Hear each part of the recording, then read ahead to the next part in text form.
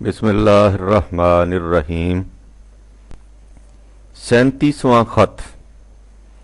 कौमों के अरूजो ज़वाल का अब्दी कानून। नहीं सलीम, तारीख का इल्म और उसकी अहमियत उससे कहीं ज़्यादा वसी और उससे कहीं ज़्यादा अमीक है। तारीख महज माजी के वाक़यात और हवादिस का रिकॉर्ड नहीं, वो सिर्फ इतना बताने के लिए नहीं कि अकबर फलां साल तख्त पर बैठा और फलां साल मर गया। वो हमें ये बताती है कि कौमें किस उसूल के तहत जिंदा रहती हैं और किस कानून के तहत मरती हैं। वो ये बताती है फलां कौम ने इस किस्म की रवश से जिंदगी इख्तियार की तो उसका ये नतीजा निकला, और फलां कौम इस किस्म की नहज पर चली तो उसका अंजाम ये हुआ। उसे साइंस ऑफ हिस्ट्री या फलसफा तारीख कहते हैं, और तुम ये सुनकर मुतज्जब होगे कि तारीख को एक साइंस या फलसफा की हैसियत से सबसे पहले कुरान ने पेश किया है। उसने बताया है कि कौमों की मौत और हयात यूं ही इतफाकी तौर पर वाक़े नहीं हो जाती, उनका अरूजो ज़वाल अंधाधुंध तरीक पर ज़हूर में नहीं आता। उसके लिए खास कानून और उसूल मुकर्रर हैं। ये ठीक है कि बाज़ औक़ात कोई खास कौम या ग्रोह कुछ कुव्वत जमा कर लेता है और उसके जरिए वक्ती तौर पर इक़्तिदार हासिल कर लेता है, लेकिन यह हंगामी हादसा होता है जो एक शोला मुस्ताजल की तरह फौरन भड़क खामोश हो जाता है। जिसे कौमों का अरूजो ज़वाल कहा जाता है वो इर्तिकाई तौर पर नमूदार होता है और उसी तरह तदरीजी तौर पर सिमट कर पीछे हट जाता है, और यह सब कुछ एक लगे बंधे कानून के मुताबिक होता है। यहां इतना समझ लेना जरूरी है कि जब हम किसी कौम की मौत का जिक्र करते हैं तो उससे ये मुराद नहीं होती कि इस कौम की नस्ल सतह अर्ज से मिट गई। इसमें शुबा नहीं कि बाज़ औक़ात एक नस्ल की नस्ल तबई तौर पर फिजिकली दुनिया से मिट जाती है, लेकिन अक्सर ये होता है कि एक कौम के अफराद तबई तौर पर जिंदा रहते हैं और उनकी नस्ल भी आगे चलती रहती है, लेकिन इस कौम का शुमार जिंदा अक़वाम में नहीं होता। अब सवाल ये सामने आता है कि किसी कौम की मौत और हयात से मकसूद क्या है। बात यह है कि हर कौम एक खास नजरिया हयात, एक खास तस्वुर जिंदगी, एक खास नुक्ता निगाह की हामिल होती है। उसके सामने जिंदगी का एक खास मकसद, एक खास मकसूद और जद्दोजहद के लिए एक खास नस्बुल ऐन होता है। इस तस्वुर हयात और नजरिया जिंदगी को कुरान की इस्तिलाह में कलमा और दौरे हाजिर की इस्तिलाह में यूं समझो कि कल्चर कहा जाता है। उसके मानी ये हुए कि हर कौम एक खास कल्चर की नुमाइंदा होती है, लिहाजा एक कौम की मौत से मकसूद ये होता है कि वो जिस कल्चर की हामी थी उसमें इतनी सलाहियत नहीं थी कि वो जमाना के तसादमात चैलेंजेस का मुकाबला कर सकता। इस मुकाम पर इस नुक्ता की वजाहत भी जरूरी है कि अगर एक कौम किसी खास जमाना में अरूज पर है और उसके बाद इस पर जवाल आ गया तो उसका मतलब यह है कि या तो उस कल्चर में इतनी सलाहियत नहीं थी कि वो जमाने के बदलते हुए तकाजों के सामने ठहर सकता, और या कि इस कौम ने इससे पहले कल्चर को छोड़कर कोई और कल्चर इख्तियार कर लिया था जिसमें जिंदा रहने और आगे बढ़ने की सलाहियत नहीं थी। मुख्तसरन यूं समझो कि जिस वक्त कोई कौम जवाल पजीर होती है उस वक्त किसी ऐसे कल्चर की हामिल होती है जिसमें जमाना के तकाजों का मुकाबला करने की सलाहियत नहीं होती। उसके मानी ये हुए कि दुनिया में कल्चर और जमाना के तकाजों में मुसलसल कशमकश जारी रहती है। जब तक एक कल्चर इन तकाजों का मुकाबला करता रहता है उसकी हामिल कौम जिंदा रहती है। जब जमाने के तकाजे इस पर गालिब आ जाते हैं तो वो कौम मसाफे जिंदगी में बिछड़ जाती है और उसकी जगह वो कौम ले लेती है जो ऐसे कल्चर की हामिल होती है जिसमें इन तकाजों के सामने ठहरने की सकत होती है। इस कानून को कुरान की इस्तिलाह में कानून इस्तब्दाल व इस्तिखलाफ कौमी, law of substitution and succession of Nations कहा जाता है। कुरान कहता है कि जिस तरह दुनिया में कोई फर्द मरना नहीं चाहता इसी तरह कोई कौम भी मरना नहीं चाहती। वो हमेशा जिंदा और बरसरे इक़्तिदार रहना चाहती है, लेकिन जिस तरह कोई फर्द महज इसलिए जिंदा नहीं रह सकता कि उसे जिंदा रहने की आरजू है, उसे जिंदा रहने के लिए कानून हयात के मुताबिक चलना जरूरी है। इसी तरह कोई कौम भी महज अपनी मुकद्दस आरजुओं और हसीन तमन्नाओं के बलबूते पर जिंदा नहीं रह सकती। उसे जिंदा रहने के लिए اس اٹل قانون کا اتباع کرنا ہوگا جس کی طرف اوپر اشارہ کیا گیا ہے۔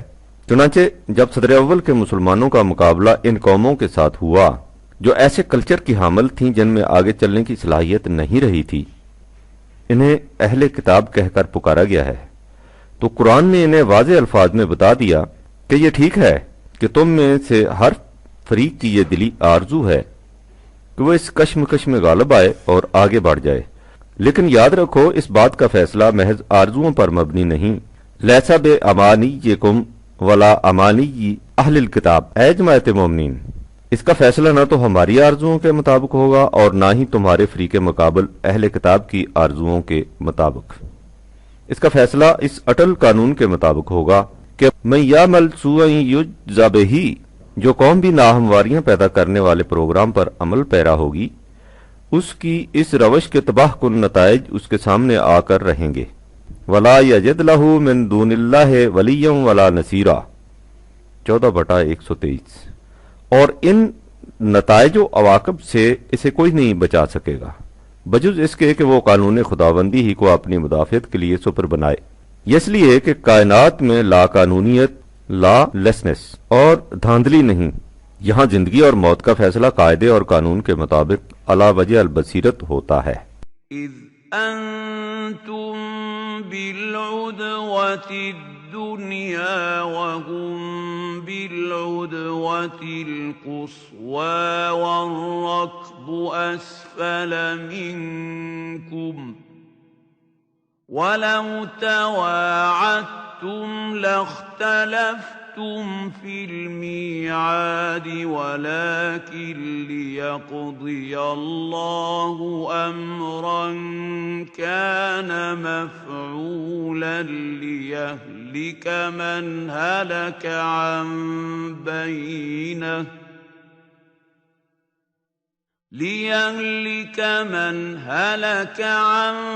بينة ويحيى من حي عن بينة وَإِنَّ اللَّهَ لَسَمِيعٌ عَلِيمٌ۔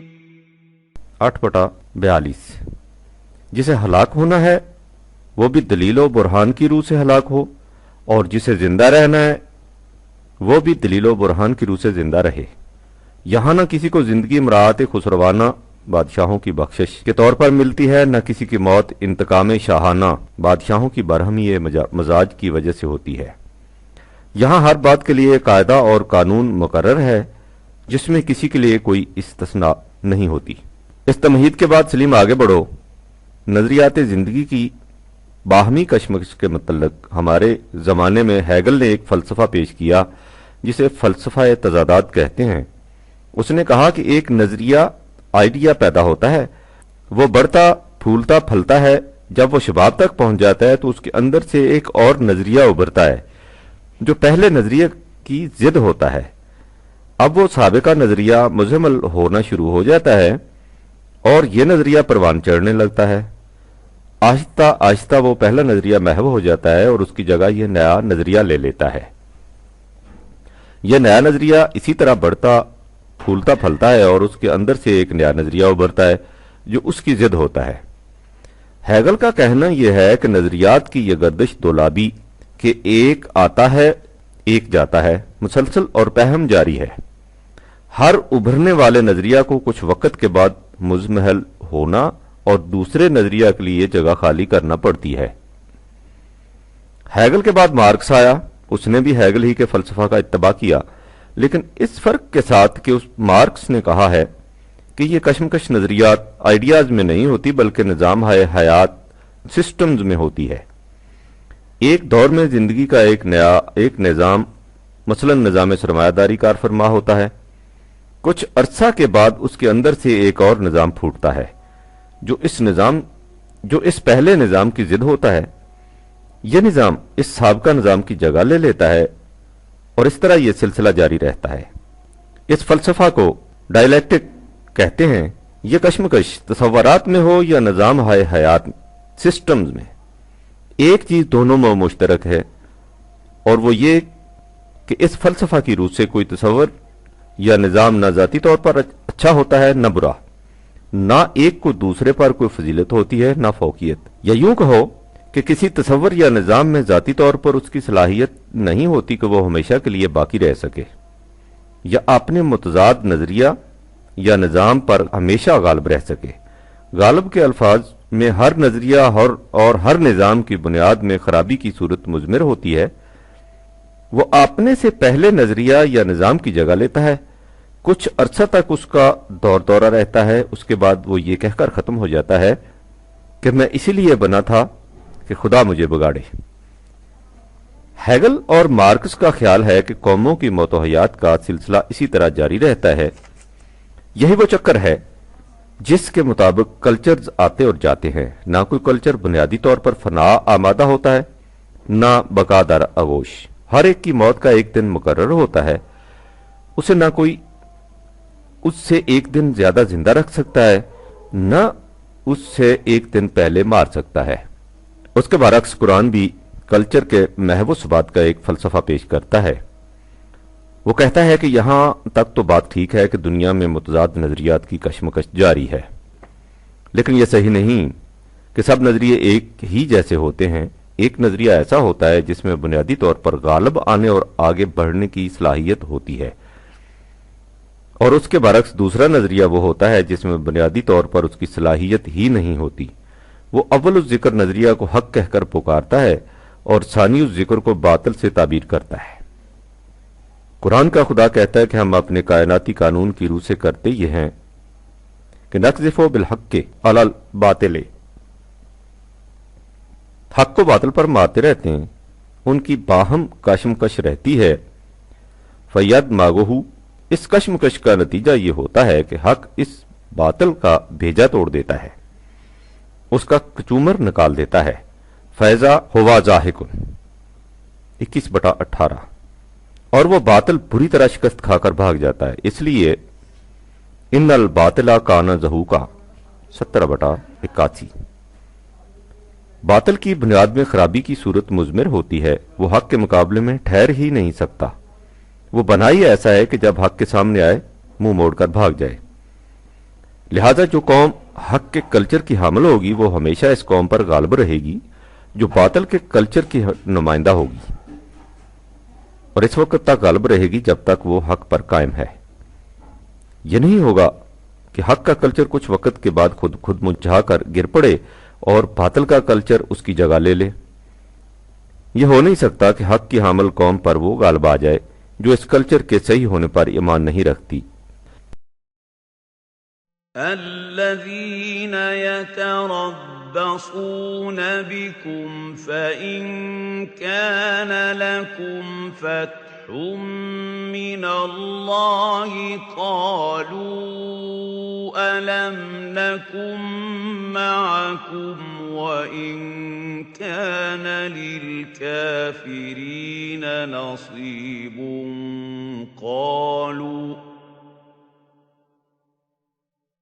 وَإِن كَانَ لِلْكَافِرِينَ نَصِيبٌ قَالُوا أَلَمْ نَسْتَحْوِذْ عَلَيْكُمْ وَنَمْنَعْكُمْ مِنَ الْمُؤْمِنِينَ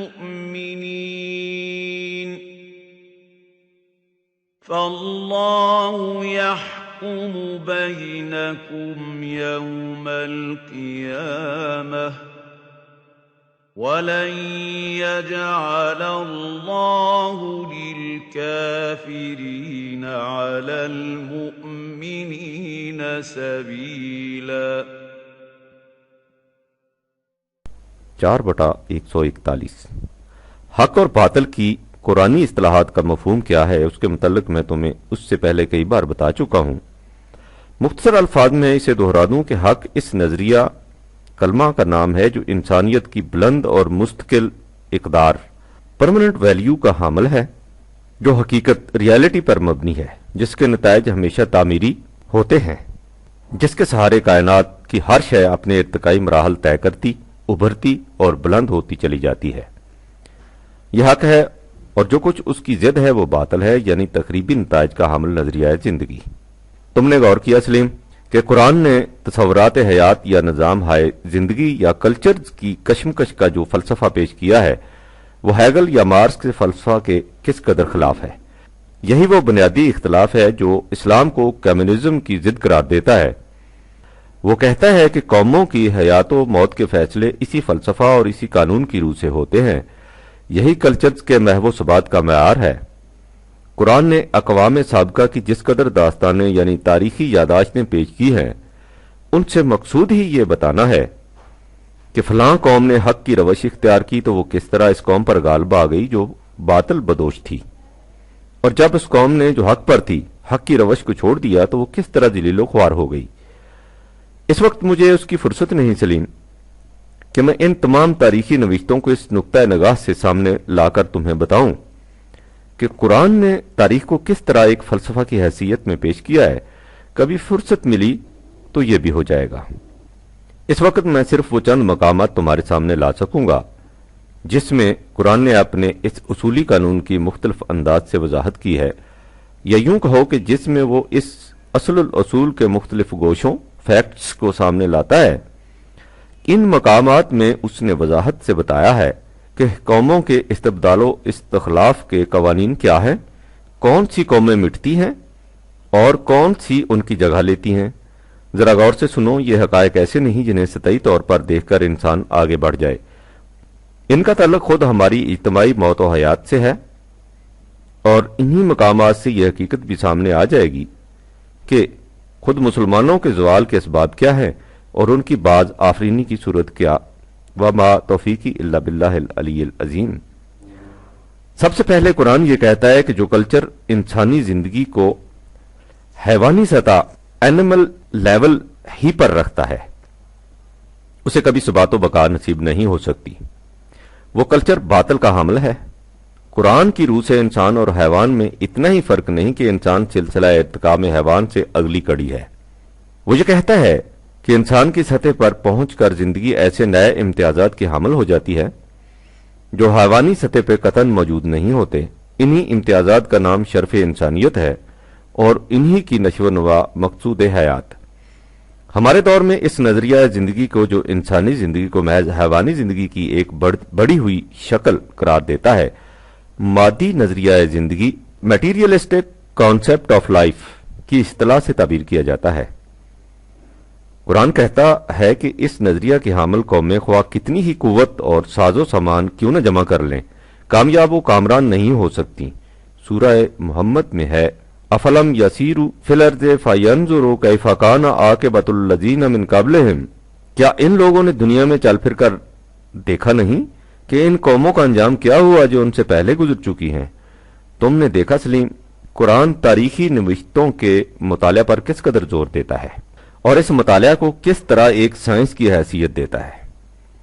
یعنی اس نے آگے چل کر جو اصول بیان کرنا ہے اس کی صداقت کے لیے وہ اقوام سابقہ کی تاریخ کو بطور شہادت پیش کرتا ہے۔ ان اقوام کے متعلق وہ کہتا ہے، دمر اللہ علیہم، قانون خداوندی نے انہیں تباہ و برباد کر دیا۔ اس کے بعد ہے وَلِلْكَافِرِينَ أَمْثَالُهَا، اقوام سابقہ کی جس تباہی اور بربادی کا ذکر کیا گیا ہے اس کے متعلق یہ نہیں سمجھ لینا چاہیے کہ یہ محض ماضی کی داستانیں ہیں جنہیں قصے کہانیوں کی طرح دہرایا جا رہا ہے اور ہم سے ان کا کوئی تعلق نہیں۔ یہ چیز بطور اصول بیان کی جا رہی ہے کہ جن اقوام نے حق کی روش سے انکار کیا ان کا حشر یہ ہوا، لہذا اب بھی جو قوم اس قسم کی روش اختیار کرے گی اس کا انجام ایسا ہی ہوگا۔ ذالک بأن اللہ مولا الذین آمنوا وأن الکافرین لا مولا لہم، یہ اس لیے کہ کائنات میں جو کچھ ہوتا ہے دھاندلی سے نہیں ہوتا، یہاں سب کچھ قاعدے اور قانون کے مطابق ہوتا ہے۔ سو جو قوم خدا کے مقرر کردہ قانون کے مطابق زندگی بسر کرتی ہے اس کی اس روش کے نتائج اس کے پشت پناہ بن جاتے ہیں، لیکن جو قوم اس قانون سے انکار کر کے کوئی دوسری روش اختیار کرتی ہے تو اس کا محافظ و کارساز کوئی نہیں ہو سکتا۔ یہ ایک محکم اصول ہے جو شروع سے چلا آ رہا ہے اور آج بھی اسی طرح کار فرما ہے۔ اسی اصول کے مطابق ان اللہ یدخل الذین آمنوا وعملوا الصالحات جنات تجری من تحتها الانہار، جو لوگ اس قانون کی صداقت پر یقین رکھتے ہیں اور اس کے متعین کردہ صلاحیت بخش پروگرام پر عمل پیرا ہوتے ہیں، وہ شاد کامیوں اور کامرانیوں کی سدا بہار جنتی زندگی بسر کرتے ہیں۔ اس کے برعکس والذین کفروا یتمتعون ویأکلون کما تأکل الانعام والنار مثوی لہم، جو لوگ اس قانون کی صداقت سے انکار کرتے ہیں ان کی زندگی حیوانی سطح پر ہوتی ہے، جس میں مقصود حیات کھانا پینا اور طبعی زندگی پوری کر کے مر جانا ہوتا ہے۔ اس روش زندگی اور نظریہ حیات کا انجام تباہی اور بربادی کے سوا کچھ نہیں ہوتا۔ ان لوگوں کا خیال یہ ہوتا ہے کہ اگر ہم بہت سی قوت اور جمعیت اکٹھی کر لیں گے تو ہمارا کوئی کچھ نہیں بگاڑ سکے گا۔ یہ ان کی خام خیالی ہے۔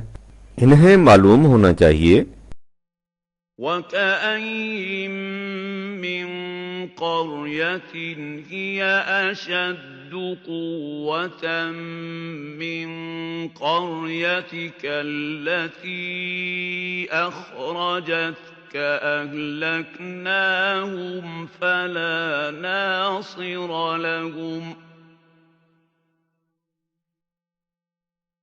47/10 سے 13۔ کتنی ہی قومیں ان سے پہلے ایسی گزر چکی ہیں جن کے پاس ان موجودہ لوگوں سے جنہوں نے اے رسول تجھے تیرے وطن سے نکال دیا ہے کہیں زیادہ قوت تھی۔ ہمارے قانون مکافات نے انہیں ہلاک کر دیا اور ان کا کوئی ایسا حامی و مددگار نہ نکلا جو انہیں اس تباہی سے بچا سکتا۔ سو جب ان کا حشر یہ ہوا تو ان کا انجام بھی ایسا ہی ہوگا۔ یہ ہو نہیں سکتا کہ غلط روش سابقہ زمانہ میں تو تباہی و بربادی پر منتج ہو اور وہی روش اس زمانہ میں کامیابی و کامرانی عطا کر دے۔ اس سے ہم نے دیکھ لیا سلیم کہ جس تصور حیات کی روح سے یہ سمجھ لیا جائے کہ انسانی زندگی محض حیوانوں کی طرح طبعی زندگی ہے اور اس کے سامنے خرد و نوش سے بلند کوئی مقصد نہیں، اس تصور کلچر کو بقا اور دوام نصیب نہیں ہو سکتا، اور جو معاشرہ ان خطوط پر متشکل ہو اس میں انسان کبھی امن و سکون کی زندگی بسر نہیں کر سکتا۔ انسانی سطح پر زندگی کے معنی ہے کہ انسان کے سامنے زندگی کی مستقل اقدار ہوں اور ان کا حصول اس کا نسب العین حیات یہی وہ اقدار ہے جن کے حصول سے انسان طبعی موت سے بھی مر نہیں سکتا بلکہ حیات جاوید حاصل کر سکتا ہے۔ اب آگے بڑھو۔ قرآن نے دوسرا اصول یہ بتایا ہے کہ جس نظام میں حالت یہ ہو کہ معاشرہ میں نچلا طبقہ دن رات محنت کر کے پیدا کرے اور اوپر کا طبقہ ان کی محنت پر مفت میں عیش اڑائے، وہ نظام کبھی کامیاب نہیں ہو سکتا۔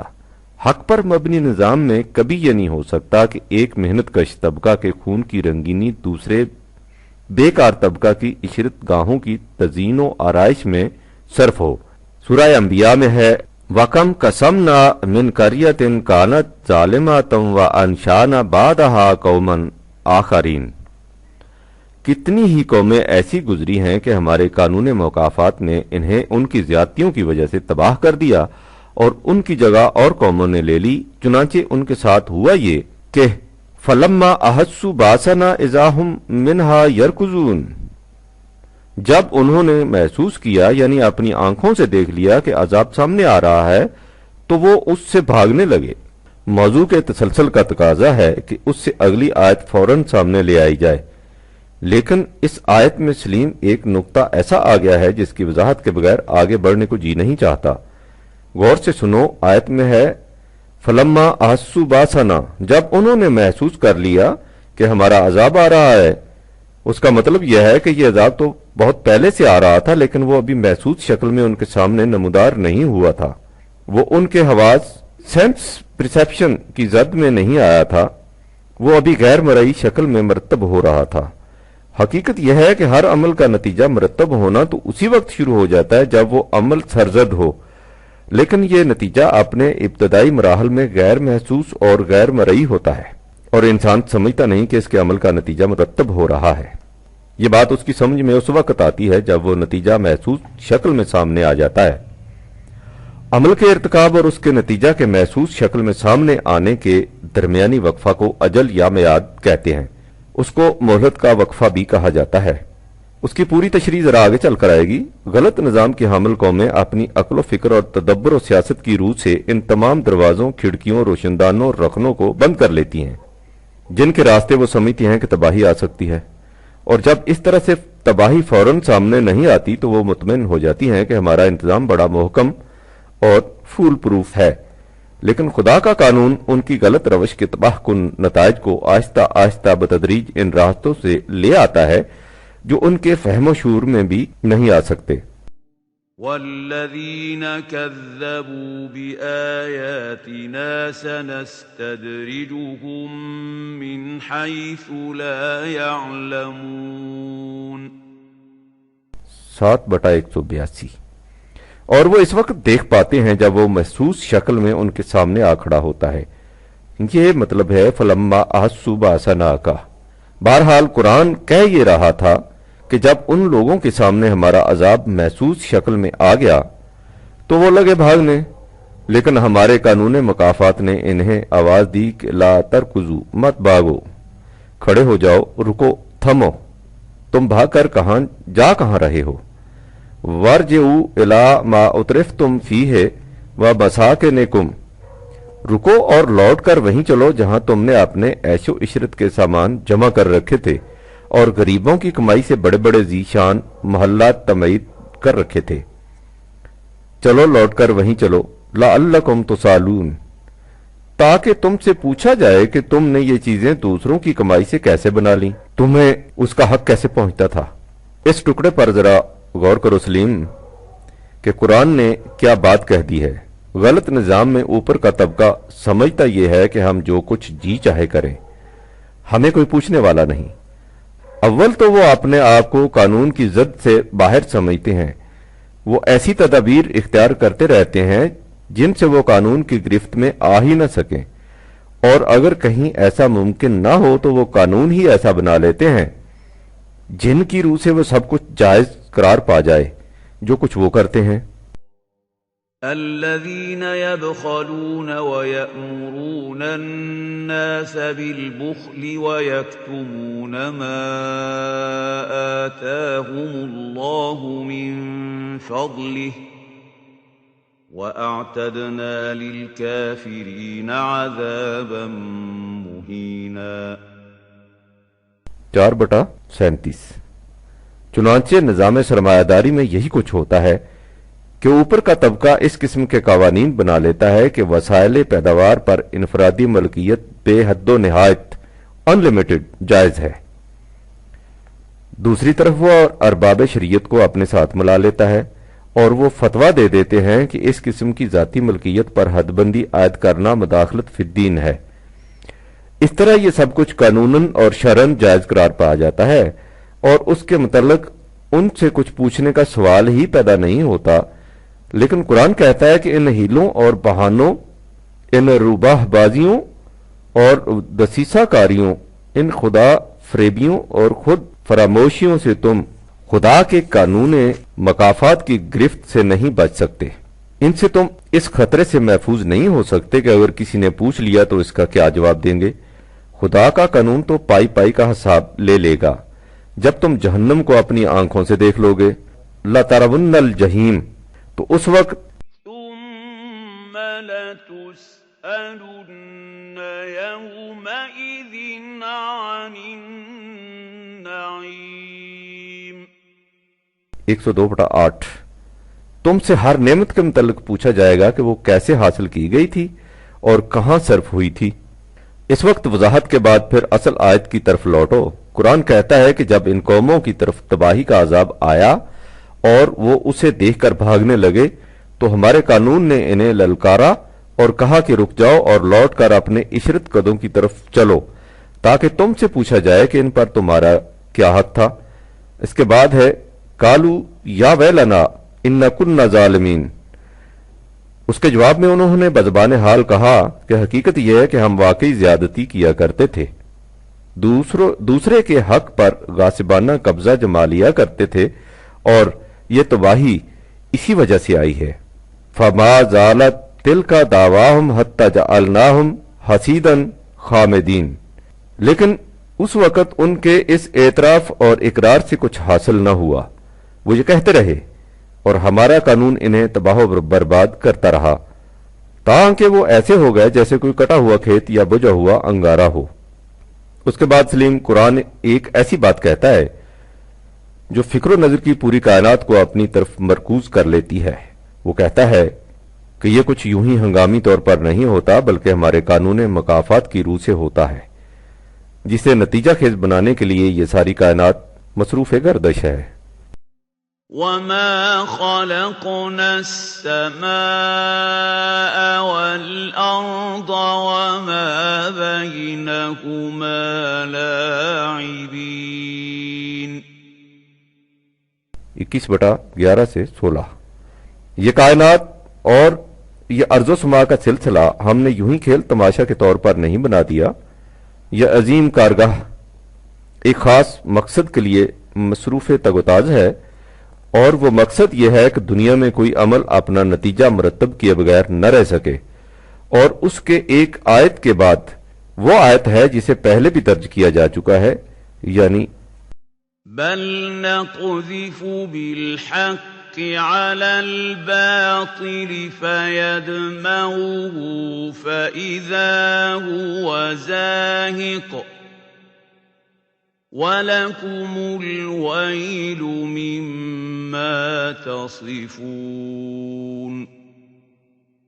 21/18۔ یہ سلسلہ کائنات اس لیے سرگرم عمل ہے کہ حق کو باطل کی کشمکش میں حق غالب رہے اور باطل کا سر کچلا جائے۔ لہذا قوموں کے عروج و زوال کے لیے جو قانون ہم نے مقرر کیا ہے وہ نتیجہ خیز ہو کر رہتا ہے، اس کے راستے میں کوئی قوت مزاحم نہیں ہو سکتی۔ تم نے غور کیا سلیم کہ قرآن نے قوموں کی تباہی اور بربادی کے متعلق دوسرا اصول بیان کیا ہے۔ اس نے کہا ہے کہ جس نظام کی روح سے ایک طبقہ دوسرے طبقہ کی محنت پر عیش کی زندگی بسر کرے وہ نظام کبھی دیر پا نہیں ہو سکتا، تدبر کی فسوں سازی سے قائم رہ نہیں سکتا، جہاں میں جس تمدن کی بنا سرمایہ داری ہے۔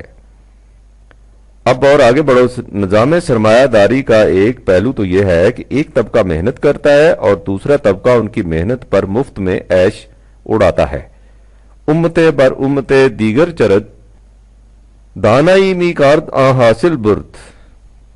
اور اس کا دوسرا پہلو یہ ہے کہ ایک طبقہ دولت کو سمیٹ کر اپنے لیے محسوس کیے جاتا ہے اور اسے نوع انسانی کی نشو و نما کے لیے کھلا نہیں رکھتا۔ قرآن کی اصطلاح میں اسے بخل کہتے ہیں۔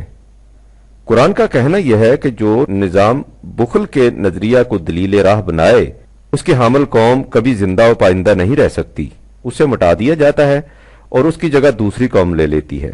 سورہ محمد میں ہے ہا انتم ہاؤلائے تدعون لتنفقوا فی سبیل اللہ فمنکم من یبخل۔ سن رکھو کہ تمہاری کیفیت کیا ہے، تم وہ لوگ ہو کہ تمہیں کہا جاتا ہے کہ تم اپنا نظام ایسا رکھو جس میں تمہاری محنت کا ماحصل نوع انسانی کی فلاح و بہبود کے لیے اس طرح کھلا رہے کہ تم اس کے معاوضے میں کسی سے کچھ لینے کے طلبگار نہ ہو، لیکن تم میں ایسی ذہنیت رکھنے والے پیدا ہو جاتے ہیں جو سب کچھ سمیٹ کر اپنے لیے رکھنا چاہتے ہیں۔ یاد رکھو وَمَن يَبْخَلْ فَإِنَّمَا يَبْخَلُ عَن نَفْسِهِ۔ جو شخص دوسروں کو مال و دولت سے محروم رکھتا ہے وہ در حقیقت اپنی ذات کو سعادتوں اور کامرانیوں سے محروم رکھتا ہے، اس سے اللہ کا کچھ نہیں بگڑتا۔ واللہ الغنی وانتم الفقراء۔ اللہ تمہارے مال و دولت سے بے نیاز ہے اور تم اپنی نشو و نما کے لیے اس کے محتاج ہو۔ بہرحال اسے اچھی طرح سے سن رکھو۔ وَإِن تَتَوَلُّوا يَسْتَبْدِلْ قَوْمًا غَيْرَكُمْ۔ اگر تم نے حق کے نظام سے منہ موڑ کر غلط روش اختیار کر لی تو وہ تمہاری جگہ دوسری قوم لے آئے گا۔ أَنتُمْ هَؤُلَاءِ تُدْعَوْنَ لِتُنْفِقُوا فِي سَبِيلِ اللَّهِ فَمِنكُم مَّن يَبْخَلُ وَمَن يَبْخَلْ فَإِنَّمَا يَبْخَلُ عَن نَّفْسِهِ وَاللَّهُ الْغَنِيُّ وَأَنتُمُ الْفُقَرَاءُ وَإِن تَتَوَلَّوْا يَسْتَبْدِلْ قَوْمًا غَيْرَكُمْ ثُمَّ لَا يَكُونُوا أَمْثَالَكُمْ۔ 47/38۔ اور وہ قوم تمہارے جیسی نہیں ہوگی۔ تم نے غور کیا سلیم کہ آیت کے آخری ٹکڑے میں قرآن نے کتنی گہری بات کہہ دی ہے۔ اس نے کہا یہ ہے کہ قوموں کی ادلا بدلی یوں ہی اندھا دھند نہیں ہو جاتی کہ ایک قوم مٹا دی جاتی ہے اور اس کی جگہ اس جیسی ایک اور قوم آ جاتی ہے۔ اگر اس کی جگہ اس جیسی قوم نے آنا ہو تو پہلی قوم کو مٹایا ہی کیوں جائے؟ محض تبدیلی کی خاطر تبدیلی، چینج فار چینج سیک، نی نسزت کو دائرہ، اللہ کے شایع نشان نہیں۔ ایک قوم مٹتی ہی اس وقت ہے جب اس میں باقی رہنے کی صلاحیت نہیں رہتی، لہذا اس کی جگہ وہی قوم آ سکتی ہے جس میں زندہ رہنے اور آگے بڑھنے کی صلاحیت ہو۔ یہاں گردش دولابی نہیں کہ ایک کلچر نے کچھ وقت کے بعد مٹنا اور اس کی جگہ دوسرے کلچر نے لینی ہے، خواہ یہ دوسرا کلچر اس پہلے کلچر جیسا یا اس سے بدتر ہی کیوں نہ ہو۔ یہاں حق و باطل کی کشمکش ہے، مٹتی وہ قوم ہے جو حق پر نہ رہے اور اس کی جگہ آتی وہ قوم ہے جو اس کے مقابلہ میں حق پر ہو۔ یہ معنی ثم لا یکونوا امثالکم کے، یعنی وہ قوم تمہارے جیسے کلچر کی حامل نہیں ہوگی۔ اس کے بعد قرآن ایک ایسی حقیقت کو سامنے لاتا ہے کہ نگاہ بصیرت جوں جوں اس پر غور کرتی ہے وجد و مسرت سے جھوم اٹھتی ہے، اس لیے کہ اس میں قوموں کی موت و حیات کا ایک ایسا راز پوشیدہ ہے جس تک بہت کم نگاہیں پہنچتی ہیں۔ دنیا میں ہر پروگرام کے دو حصے ہوتے ہیں، پہلا حصہ پلان اور اسکیم کا حصہ ہے۔ اس میں پروگرام کے مختلف پہلوؤں پر فکری طور پر غور کیا جاتا ہے، اس کے ما لہ و ما علیہ پروسیس اینڈ کانسیکوینس کو سامنے لایا جاتا ہے، اس کی عملی تشکیل کے مختلف نقشے بنائے جاتے ہیں، اس پر پوری بحث و تمیز کی جاتی ہے۔ ظاہر ہے کہ یہ حصہ محض لفظوں اور باتوں، کاغذوں اور لکیروں پر مشتمل ہوتا ہے، لیکن اس پروگرام کی تکمیل کے لیے یہ ہوتا ہے نہایت ضروری۔ جب اس حصہ کی تکمیل ہو جاتی ہے تو پھر اس پروگرام کا عملی پہلو شروع ہو جاتا ہے، اور جو چیزیں اس وقت تک باتوں اور لفظوں تک محدود تھیں وہ اب رفتہ رفتہ محسوس پیکروں میں سامنے آنے لگ جاتی ہیں۔ جو قوم اس طرح پروگرام بناتی اور انہیں تکمیل تک پہنچاتی ہے وہ کامیاب و کامران رہتی ہے، لیکن اگر کوئی قوم ساری عمر اسکیمیں ہی بناتی رہے، تمام وقت سوچنے ہی میں صرف کر دے، زندگی بھر باتیں ہی کرتی رہے اور عملاً ایک قدم نہ اٹھائے، وہ قوم تباہ و برباد ہو کر رہتی ہے، خواہ اس کی فکر کتنی ہی سریہ بوس اور اس کی نگاہ کیسی ہی فلک رس کیوں نہ ہو۔ بالفاظ دیگر قومیں محض فلسفے کے سہارے زندہ نہیں رہ سکتی۔ زندگی عمل سے بنتی ہے، فلسفہ فکری صلاحیتوں کو جلا دیتا ہے تاکہ ان سے عمل کی راہیں روشن ہو جائیں، لیکن اگر کوئی قوم محض فلسفی بن کر رہ جائے اور عمل کے لیے کوئی قدم نہ اٹھائے تو اس کی مثال اس راہ گزر کی سی ہوگی جو راستہ چلنے کے لیے شمع تو روشن کرے لیکن اس شمع کو لے کر اپنی کوٹھڑی میں بیٹھا رہے۔ ظاہر ہے یہ مسافر عمر بھر اپنی منزل تک نہیں پہنچ سکے گا اور اس کی لالٹین کا تیل بھی بیکار جلے گا۔ جو قومیں عمل سے بیگانہ ہو جائیں ان کے مفکر مابعدت طبیعیاتی مسائل، میٹافزیکل پرابلم کے حل کرنے میں دماغ سوزی کرتے رہتے ہیں اور ان کے لیڈر اسکیمیں بنانے میں مصروف اور بیانات دینے اور تقریریں کرنے میں مشغول رہتے ہیں، اور دونوں یہ سمجھتے ہیں کہ ہم بڑے کارہائے نمایاں سر انجام دے رہے ہیں، حالانکہ نہ ان مفکرین کی فکر اور نہ ان لیڈروں کے الفاظ قوم کو تباہی سے بچا سکتے ہیں۔ جو قومی زندگی کے عملی مسائل کی طرف سے آنکھیں بند کر کے نظری مباحث میں الجھ کر رہ جاتی ہے اس کی موت یقینی ہے۔ اس لیے اقبال نے کہا ہے کہ اگر نہ سہل ہوں تجھ پہ زمین کے ہنگامے، بری ہے مستی اندیشہ ہائے افلاکی۔ قرآن نے اسے خوزن سے تعبیر کیا ہے، اس کے معنی ہے بیکار باتوں میں الجھنا، یوں ہی نظری طور پر مسائل کی گہرائیوں میں اترنا۔ اب اس حقیقت کے دوسرے پہلو کو لو۔ زندگی کا تعلق بیشتر ان معاملات سے ہے جن کی کوئی نہ کوئی افادی حیثیت ہو، لیکن انسانی طبیعت ایسی واقع ہوئی ہے کہ اسے کام کے ساتھ ساتھ اعصاب کے سکون کی بھی ضرورت ہے، فنون لطیفہ فائن آرٹ کا زیادہ تعلق زندگی کے اس پہلو سے ہے۔ انسانی زندگی میں کام کی حیثیت اگر پیٹرول کی ہے تو فنون لطیفہ کی حیثیت موبل آئل کی سی ہے۔ اس سے زندگی کے موٹر کے پرزے آپس میں رگڑ نہیں کھاتے، ان میں فریکشن نہیں پیدا ہوتی، لوچ اور لچک رہتی ہے۔ لیکن آپ سوچئے کہ اگر کسی موٹر میں پیٹرول کی جگہ بھی موبل آئل ہی ڈال دیا جائے تو وہ ایک قدم بھی نہیں چل سکے گا۔ یہی حالت ان قوموں کی ہوتی ہے جو زندگی کے عملی پہلوؤں کو نظر انداز کر دیں اور اپنی ساری توجہ فنون لطیفہ کی ترقی اور نشو و نما پر مرکوز رکھیں۔ وہ قوم مساف زندگی میں دوسری قوموں کا مقابلہ کبھی نہیں کر سکتی۔ قرآن نے اسے لعب سے تعبیر کیا ہے، جس کے معنی کھیل تماشے کے ہیں۔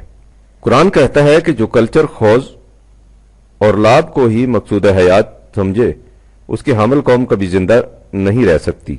سورہ معارج میں ہے کہ انا لقادرون علی ان نبدل خیرا منہم وما نحن بمسبوقین، ہم اس پر قادر ہیں کہ اس مخاطب قوم کی جگہ ایک ایسی قوم کو لے آئیں جو ان سے بہتر ہو، یہ ہمیں ایسا کرنے سے روک نہیں سکتے۔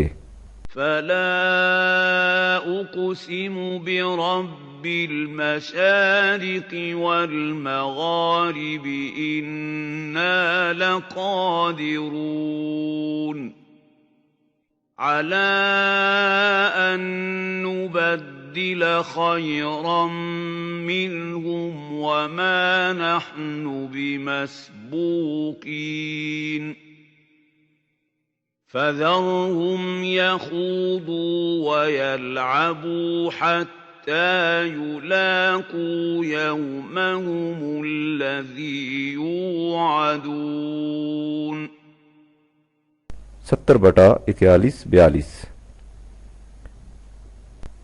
سو تو انہیں خوض و لعب میں مشغول رہنے دے تاکہ وہ روز بعد ان کے سامنے آ جائے جس کے متعلق ان سے کہا جاتا ہے کہ وہ آ کر رہے گا۔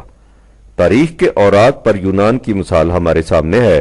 اس قوم کا حکمت و فلسفہ میں یہ عالم تھا کہ ان کے مفکرین کا شمار آج تک دنیا فکر کی صف اول میں ہوتا ہے۔ اس کے ساتھ ہی فنون لطیفہ، مصوری، مجسمہ تراشی، موسیقی اور شاعری میں بھی وہ جس مقام تک پہنچ چکے تھے، بحیثیت مجموعی اس کی مثال کہیں اور نہیں ملتی۔ لیکن عملی اور افادی دنیا میں ان کی یہ حالت تھی کہ وہ ایک سوئی تک بھی اپنے ہاں تیار نہیں کر سکتے تھے۔ نتیجہ اس کا یہ ہوا کہ وہ قوم اس طرح نیچے گری کہ اسے پھر ابھرنا نصیب ہی نہیں ہوا۔ ان کا بلند ترین فلسفہ اور لطیف ترین فنون انہیں اس تباہی سے قطعاً نہ بچا سکے۔ ان کی جگہ ان قوموں نے لے لی جو خیرن منہم، ان سے بہتر تھیں۔ استبدال اور استخلاف قومی کا یہ بھی ایک اہم قانون ہے جسے قرآن نے اس انداز سے پیش کیا ہے۔ اس کے بعد قرآن نے ایک ایسا قانون پیش کیا ہے جسے ان تمام قوانین کا اصل الاصول اور ان تمام اصولوں کا لب لباب کہنا چاہیے۔ وہ کہتا ہے کہ زندگی مسلسل جد و جہد کا نام ہے، مسلسل جد و جہد، پہم صحیح و عمل، غیر منقطع تگ و تاز، اس کا نام ہے زندگی۔ گردش پہم سے پختہ تر ہے جام زندگی، ہے یہی اے بے خبر راز دوام زندگی۔ جو قوم جس سانس میں جد و جہد جہاد سے جی چراتی ہے، اسی سانس میں اس پر موت طاری ہونا شروع ہو جاتی ہے۔ موت در حقیقت نام ہی ترک جہاد کا ہے، مگر کوتاہی ذوق عمل ہے خود گرفتاری، جہاں بازو سمٹتے ہیں وہیں سیاد ہوتا ہے۔ قرآن نے اس حقیقت کو واضح الفاظ میں بیان کر دیا ہے کہ جو قوم جہاد زندگی سے جی چراتی ہے وہ تباہ و برباد ہو جاتی ہے۔ سورہ توبہ میں ہے یا ایھا الذین آمنوا ما لکم اذا قیل لکم انفروا فی سبیل اللہ اثاقلتم الی الارض، اے جماعت مومنین تمہیں کیا ہو گیا ہے کہ جب تم سے کہا جاتا ہے کہ اللہ کی راہ میں باہر نکلو تو تمہارے پاؤں بوجھل ہو کر زمین گیر ہو جاتے ہیں۔ اراضیتم بالحیات الدنیا من الآخرۃ، کیا تم مستقبل کے مفاد کو چھوڑ کر مفاد عاجلہ پر ریچھ گئے ہو؟ فما متاع الحیات الدنیا فی الآخرۃ الا قلیل، اگر ایسا ہی ہے تو تمہیں معلوم ہونا چاہیے کہ قریبی مفاد مستقبل کے مفاد کے مقابلہ میں کچھ حیثیت نہیں رکھتا۔ الا تنفروا يعذبكم عذابا علیما، اگر تم جہاد زندگی کے لیے باہر نہ نکلے تو یاد رکھو تم پر سخت تباہی آ جائے گی۔ وَيَسْتَبْدِلْ قَوْمًا غَيْرَكُمْ، اور خدا کا قانون مکافات تمہاری جگہ ایک دوسری قوم لے آئے گا۔ وَلَا تَضُرُّوهُ شَيْئًا، اور تم خدا کا کچھ بھی نہ بگاڑ سکو گے۔ یا ایھا الذین آمنوا ما لکم اذا قیل لکم انفروا فی سبیل اللہ اثاقلتم الی الارض أَرَضِيتُم بِالْحَيَاةِ الدُّنْيَا مِنَ الْآخِرَةِ فَمَا مَتَاعُ الْحَيَاةِ الدُّنْيَا فِي الْآخِرَةِ إِلَّا قَلِيلٌ إِلَّا تَنفِرُوا يُعَذِّبْكُمْ عَذَابًا أَلِيمًا وَيَسْتَبْدِلْ قَوْمًا غَيْرَكُمْ وَلَا تَضُرُّوهُ شَيْئًا وَاللَّهُ عَلَى كُلِّ شَيْءٍ قَدِيرٌ۔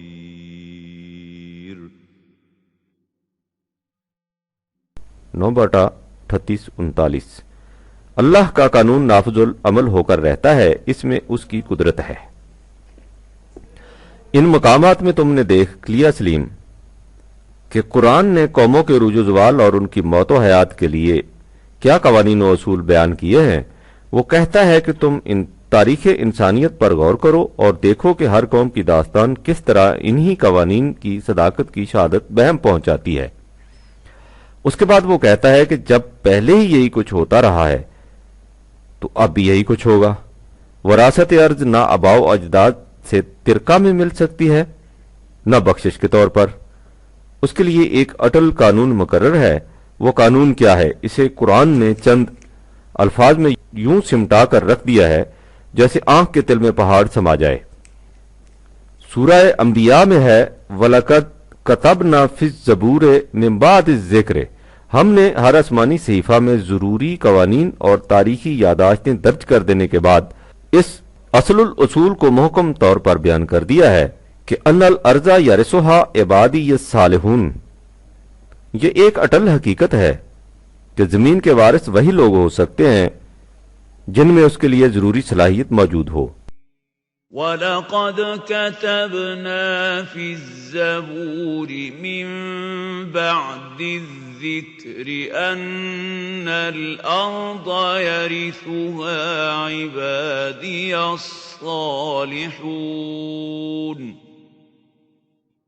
إِنَّ فِي هَذَا لَبَلَاغًا لِقَوْمٍ عَابِدِينَ۔ 21/105-106 یہ قانون ایسا ہے جس میں ہر اس قوم کے لیے جو اپنی زندگی کو نظام خداوندی کے تابع رکھنا چاہے ایک دور رس حقیقت پوشیدہ ہے۔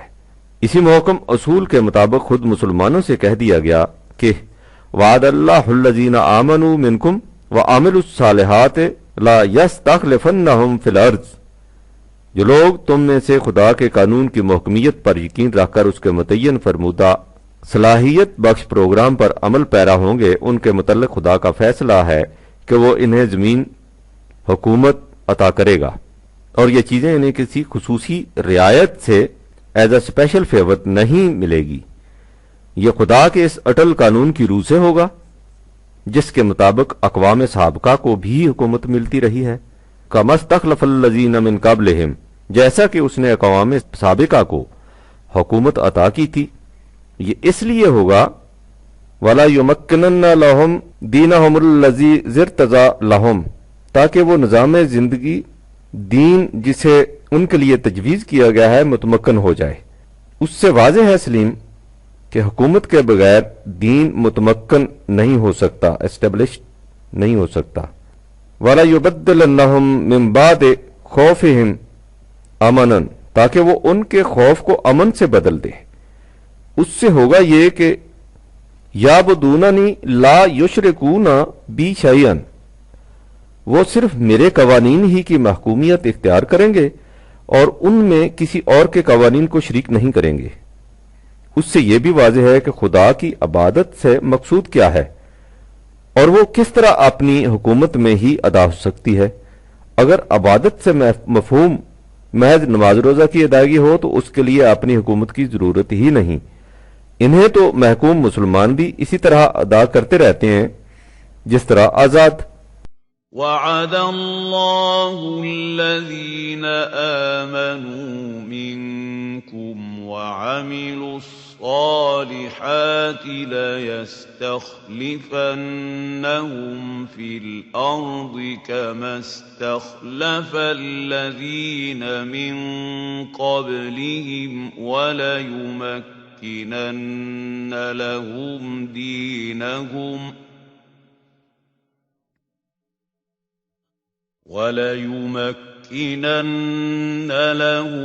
دينهم الذي ارتضى لهم وليبدلنهم من بعد خوفهم أمنا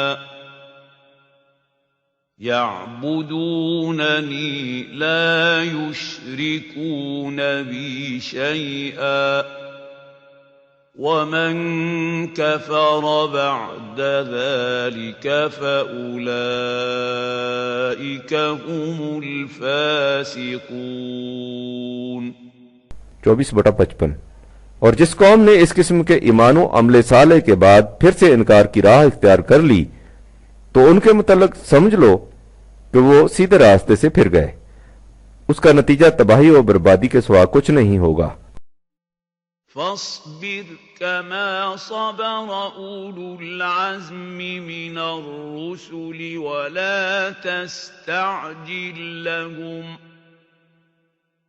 كأنهم يوم يرون ما يوعدون لم يلبثوا إلا ساعة من نهار بلاغ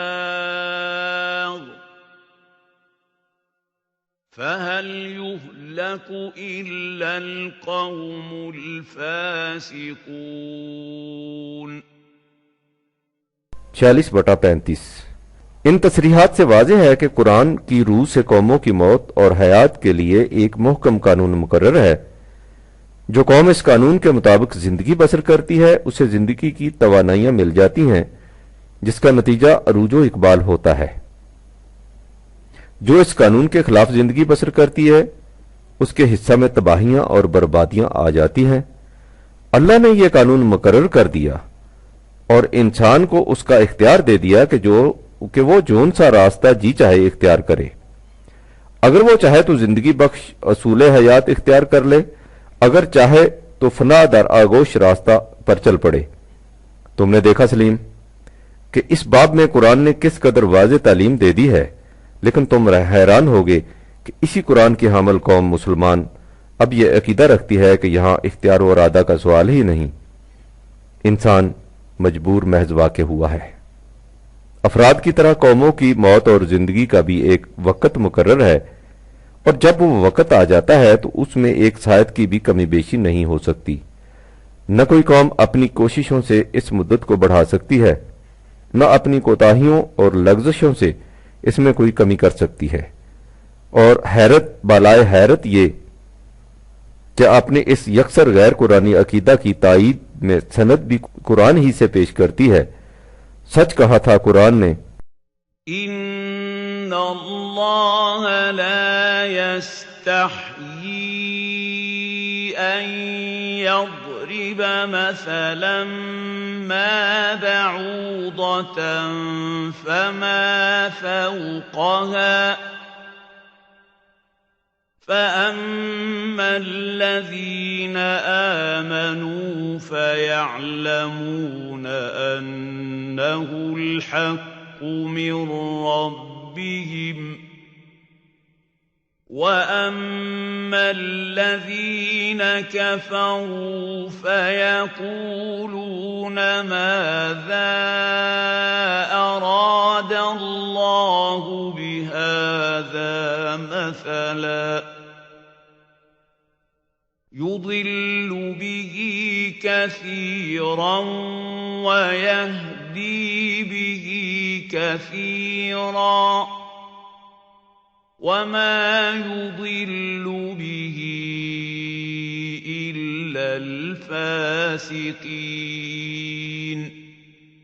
2/26 اقبال کے الفاظ میں اسی قرآن میں ہے اب ترک جہاں کی تعلیم، جس نے مومن کو بنایا محو پروین کا امیر، تنبہ تقدیر ہے آج ان کے عمل کا انداز، تھی نہاں جن کے ارادوں میں خدا کی تقدیر، تھا جو ناخوب بتدریج وہی خوب ہوا کہ غلامی میں بدل جاتا ہے قوموں کا ضمیر۔ اس عقیدہ کی تائید میں قرآن کی جو آیت پیش کی جاتی ہے وہ یہ ہے، وَلِكُلِّ أُمَّةٍ أَجَلٌ فَإِذَا جَاءَ أَجَلُهُمْ لَا يَسْتَأْخِرُونَ سَاعَةً وَلَا يَسْتَقْدِمُونَ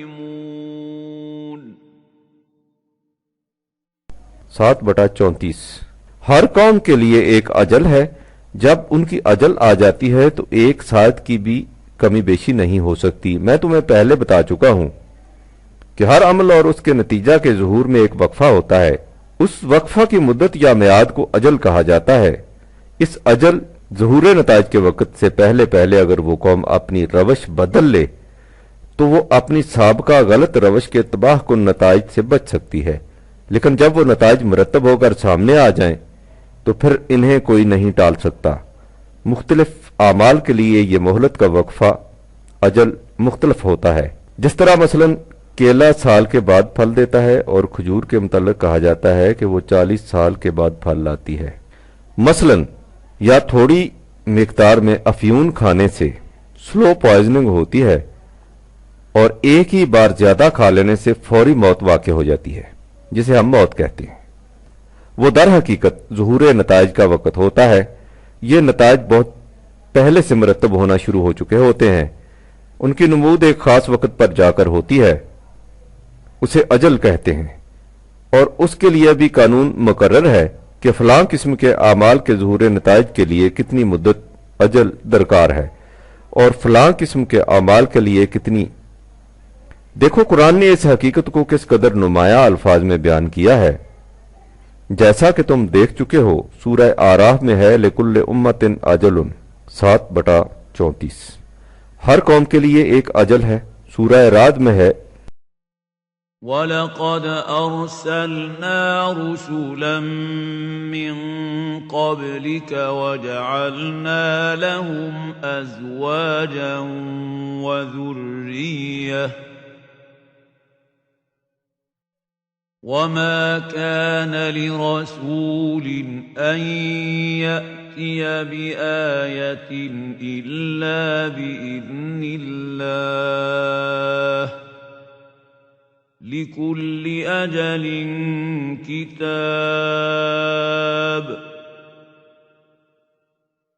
13/38 ہر اجل کے لیے ایک قانون مقرر ہے۔ یمحو اللہ ما یشاء و یثبت خدا کا یہی قانون مشیت ہے جس کی روح سے قوموں کا محو و ثبات عمل میں آتا رہتا ہے، قومیں مٹتی رہتی ہیں اور ثابتوں قائم رہتی ہیں۔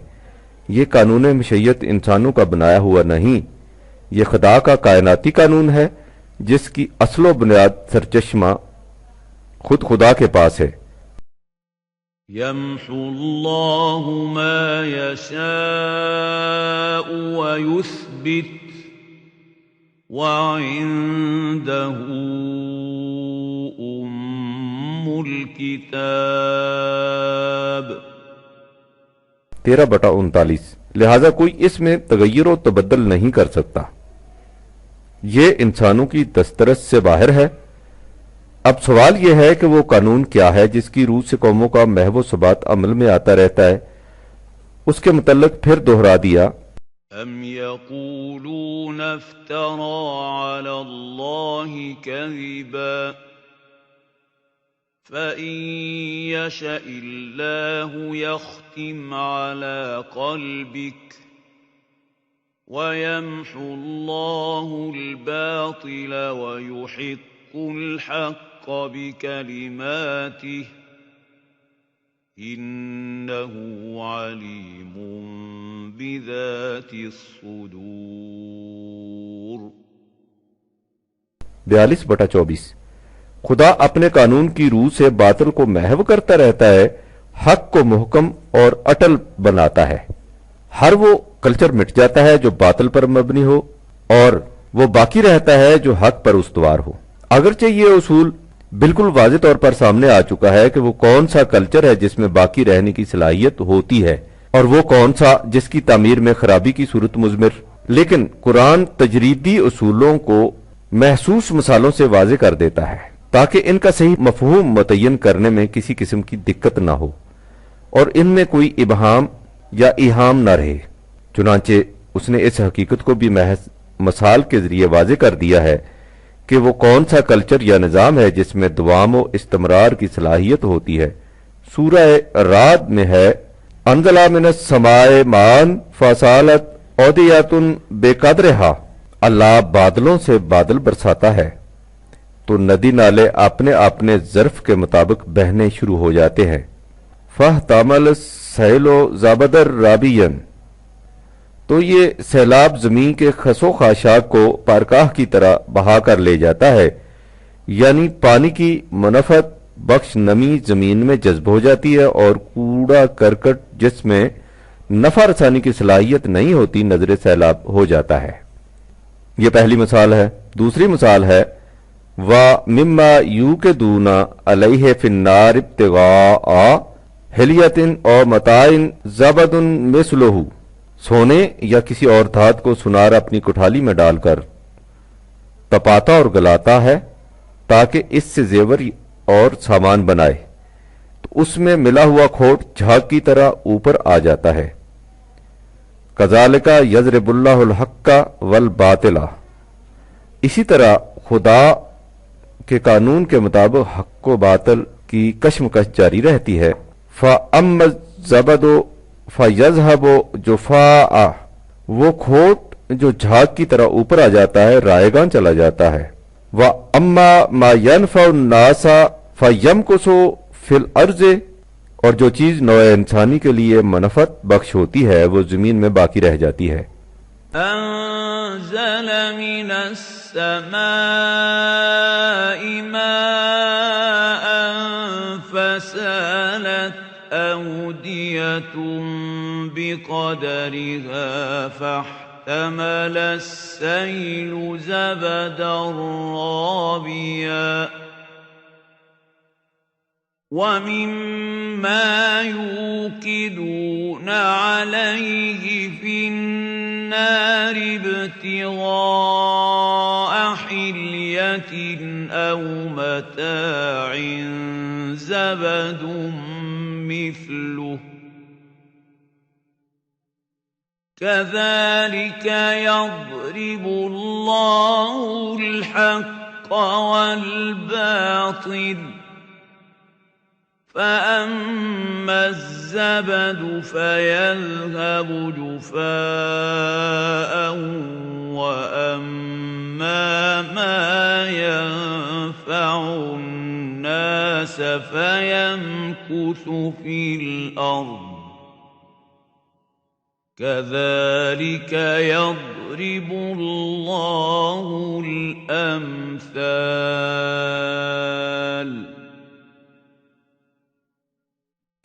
13/17۔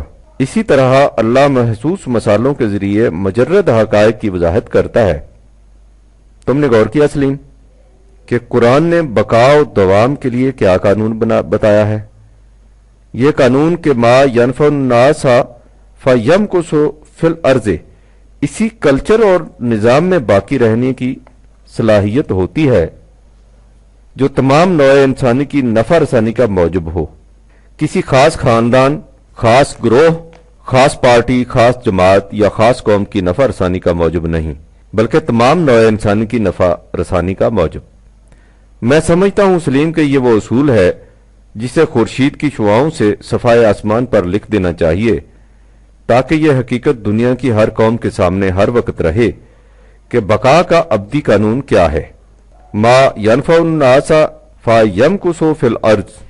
اس کے بعد تمہارا یہ سوال سامنے آتا ہے، ذلت و خواری کی جس پستی میں ہم مسلمان گر چکے ہیں، کیا ہمارے لیے اس سے نجات کی بھی کوئی صورت ہے، یا ہم ہمیشہ ہمیشہ کے لیے ہلاک ہو چکے ہیں اور ہماری باز آفرینی کی کوئی صورت باقی نہیں؟ قرآن کہتا ہے کہ نہیں، اس میں مایوسی کی کوئی بات نہیں، تمہیں دوبارہ زندگی مل سکتی ہے، تم پھر عروج تک پہنچ سکتے ہو، بشرطے کہ ہاں سلیم، یہ ٹکڑا بہت غور طلب ہے، بلکہ یہی تو اس ساری کہانی کی جان ہے، بشرطے کہ، لیکن اس تک پہنچنے سے پہلے چند چیزیں تمہیداً سامنے لانا ضروری ہے۔ تم نے دیکھا ہے کہ قوموں کی موت و حیات کے معنی ہیں مختلف کلچرز کا باہمی ٹکراؤ۔ قرآن نے مختلف کلچرز کو دو بنیادی شقوں کیٹیگریز میں تقسیم کر دیا ہے۔ ایک کلچر وہ ہے جس میں ایک قوم قوانین خداوندی کے پیچھے پیچھے چلتی ہے، اسے قرآن نے صلاۃ کی جامع اصطلاح سے تعبیر کیا ہے۔ دوسرا کلچر وہ ہے جس میں انسان خود اپنے خیالات و خواہشات کا اتباع کرتا ہے۔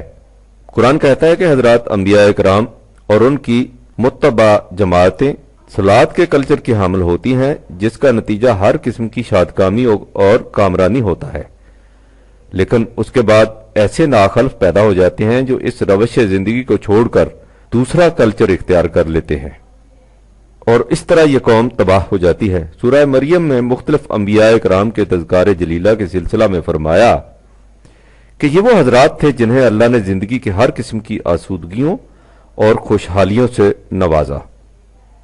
اولئک الذین انعم اللہ علیہم، لیکن ان کے بعد فخلف من بعدهم خلف أضاعوا الصلاة واتبعوا الشهوات فسوف يلقون غيا۔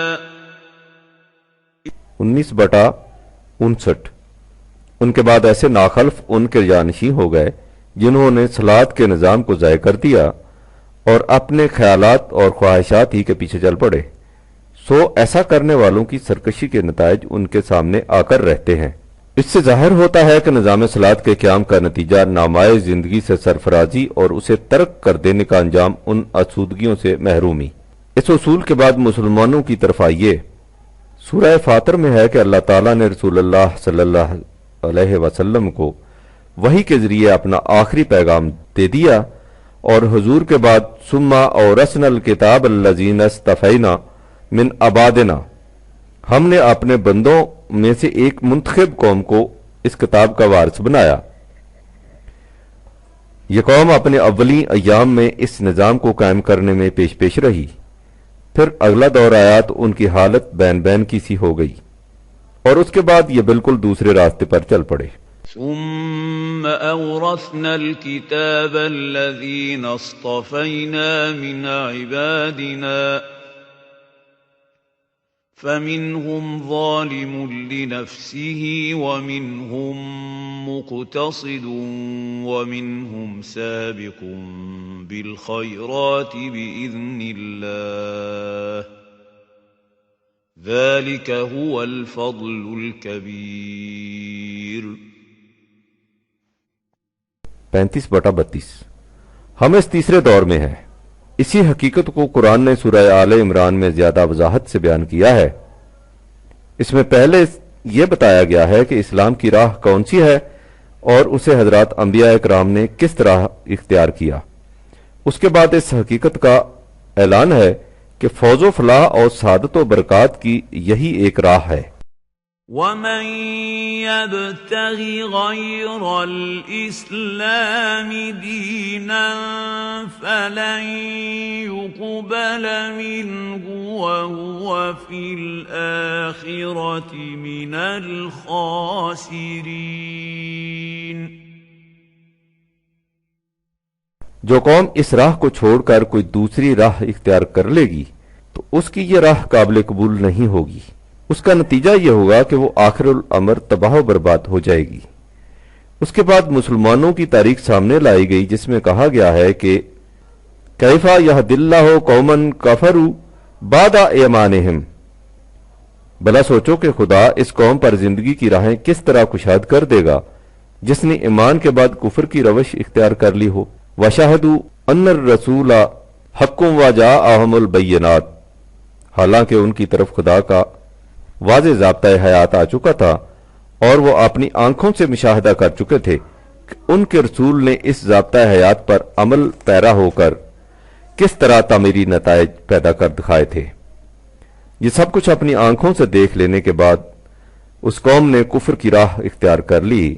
واللہ لا یہدی القوم الظالمین، سو ایسی ظالم قوم کو خدا کس طرح سعادتوں کی راہ دکھائے۔ اولئک جزاؤہم ان علیہم لعنت اللہ والملائکۃ والناس اجمعین، ان کی اس روش کا فطری نتیجہ یہ ہوا کہ یہ قوم ان تمام آسودگیوں سے محروم ہو گئی جو نظام خداوندی سے وابستگی سے حاصل ہونی تھی، اور ان تمام آسائشوں سے بھی محروم ہو گئی جو فطرت کی قوتوں کو مسخر کرنے سے ملنی تھی، حتیٰ کہ ان کی ذلت و پستی کی وجہ سے دوسری قومیں بھی انہیں اپنے پاس نہیں آنے دیتی اور دور دور رکھتی ہیں۔ لا یخفف عنہم العذاب ولا ہم ینظرون، اس بنا پر کہ انہوں نے اپنا نام مسلمان رکھ چھوڑا ہے ان کی اس تباہی میں کسی طرح کمی واقع نہیں ہو سکتی، نہ ہی انہیں اس سے زیادہ مہلت مل سکتی تھی جتنی مہلت خدا کے قانون امہال و تدریج کی روح سے ملا کرتی ہے۔ اب سوال یہ ہے کہ کیا ان کی یہ محرومی ابدی اور یہ تباہی ہمیشہ کے لیے ہے یا اس سے رستگاری کی صورت ممکن ہے؟ قرآن کہتا ہے یہ ممکن ہے۔ مندرجہ بالا آیات کے بعد إِلَّا الَّذِينَ تَابُوا مِن بَعْدِ ذَلِكَ وَأَصْلَحُوا فَإِنَّ اللَّهَ غَفُورٌ رَّحِيمٌ۔ 3/85 تا 99۔ اگر یہ اپنی اس روش کو چھوڑ کر پچھلے پاؤں مڑ جائیں اور پھر اس مقام پر پہنچ جائیں جہاں سے ان کا قدم غلط راستے پر پڑ گیا تھا، اور وہاں پہنچ کر پھر خدا کے متعین کردہ صلاحیت بخش پروگرام پر عمل پیرا ہو جائیں، تو خدا کا قانون اس تباہی و بربادی سے ان کی حفاظت بھی کر دے گا اور ان کی نشو و نما کا پورا پورا سامان بھی مہیا کر دے گا۔ بس یہی ان کی باز آفرینی کی صورت ہے۔